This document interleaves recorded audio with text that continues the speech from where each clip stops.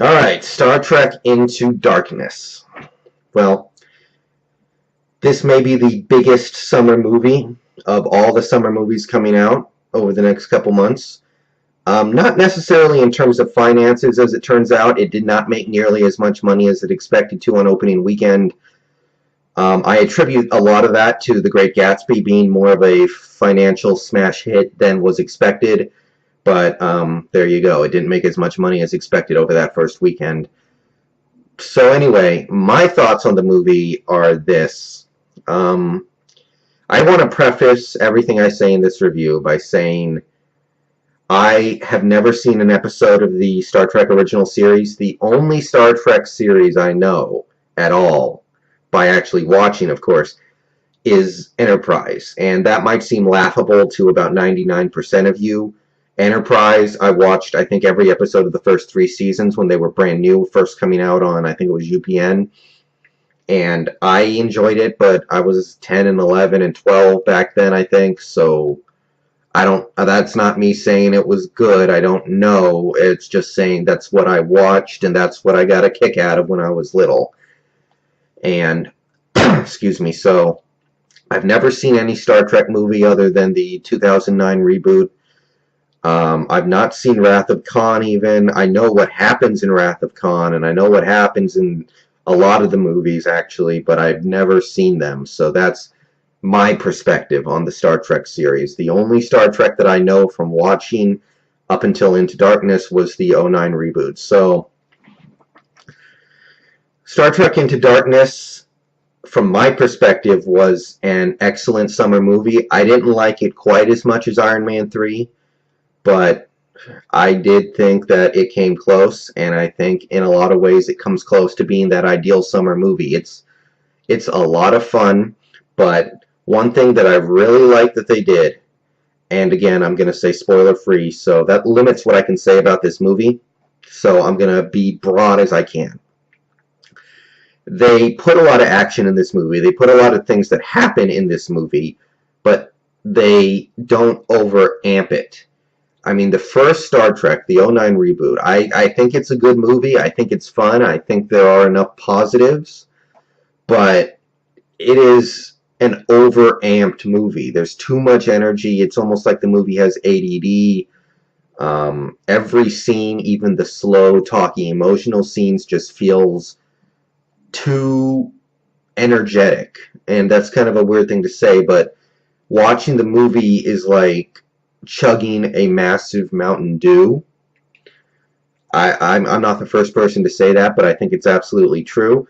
This movie, Into Darkness, I don't know how they did it. I can't exactly define how they did it, but they toned it back, they reeled it in, and they turned it into a slower movie without making it boring at all. There's a lot of action in this movie. There are a lot of action scenes, but I feel like the non-action scenes do a very good job of being a little more focused and a little less overamped.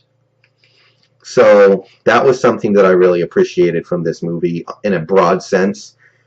They don't need nearly as much time to set this movie up because the first Star Trek '09, they took so long to get everything together in terms of the characters and the set pieces, because they have all these Star Trek characters that we know and love, and they need to take time to put them all in place on the Enterprise, and then most of the movie's already over. In this case, they kind of get started pretty quickly. They jump right into a mission, and then the fallout from that mission, and then another mission, and right away we have the opportunity to get into an actual story that I felt was lacking in Star Trek '09. The Star Trek '09 story is fine, I guess, but it's not good, and the movie doesn't spend very much time on the story. This movie, I feel like it did. Now, I'm not saying the story they have is the best, but I think it's good. It interested me the whole way. There were several times in this movie where I needed to go use the John, and I didn't want to because I didn't want to miss it because I was interested by what was happening, and I didn't feel there were any scenes in this movie that I could miss and not miss something important. I mean, even the non-action scenes. You have scenes where characters are talking, advancing the plot, advancing their characters. I don't want to miss any of that. I felt that from this movie that I did not feel from the '09 reboot. I thought this movie did a very good job of keeping me interested throughout in what was going to happen next until maybe the end, but you're not going to keep that up through the whole movie, so I'm not going to hold that against it. Now, I do think, however, and this is not me complaining about the movie, I don't give a rat's ass about this, but some people are. I think if you are a big Star Trek fan and you wanted another Star Trek movie, there's going to be some things that happen in this movie, especially in the second half, that might not only bother you, they might piss you off. And watching this movie, I think I got a really good picture of what this movie crew is trying to do. They're not trying to make the next great Star Trek film. They're trying to make the next great action film that has Star Trek characters in it.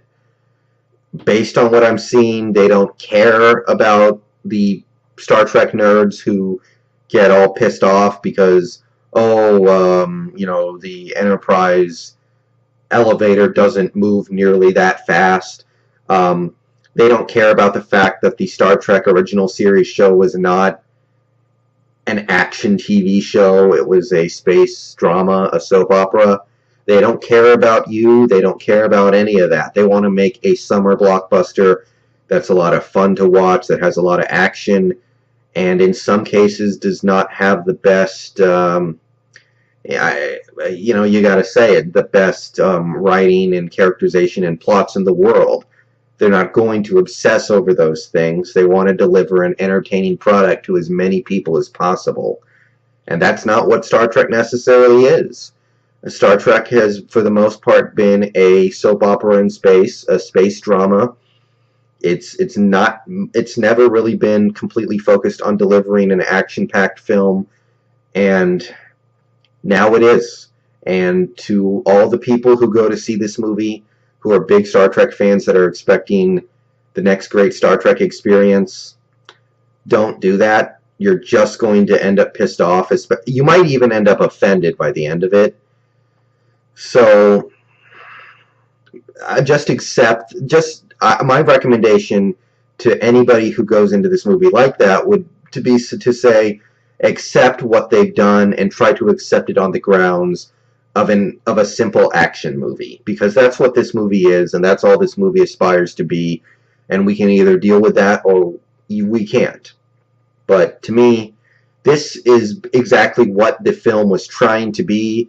I thought the villain, who has been the source of much contentious debate over the past several months, was fine for what he was, and I thought it all came together in a fairly interesting movie that was also very much extremely entertaining. So I don't really have any complaints, but I will say I have some sympathy for big Star Trek fans who are going to go to see this movie and are going to wind up disappointed, if not pissed off, with how they decided to conduct their business.